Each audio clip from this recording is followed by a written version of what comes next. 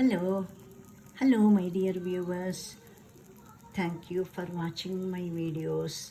ఈరోజు నేను ఓట్స్ దోశ చేశాను. ఇది వెయిట్ లాస్కి కూడా చాలా యూజ్ అవుతుంది. ఇలా వస్తుంది. ఒకటి వేసాను. దీంట్లోకి నేను ఇంగ్రీడియంట్స్ ఏంటంటే ఓట్స్ ఒక అరగంట సేపు ముందు నానబెట్టేసాను.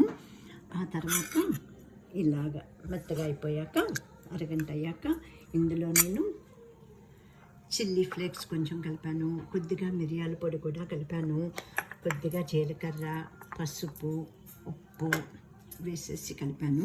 ఇది జస్ట్ బైండింగ్ కోసం గోధుమ పిండి 2 స్పూన్లు తీసుకున్నాను, ఈ స్పూన్తో అంతే. తర్వాత పైన చల్లుకోవటానికి ఉల్లిపాయ ముక్కలు అంతే. నీళ్ళతో కలిపేసుకున్నది ఇది.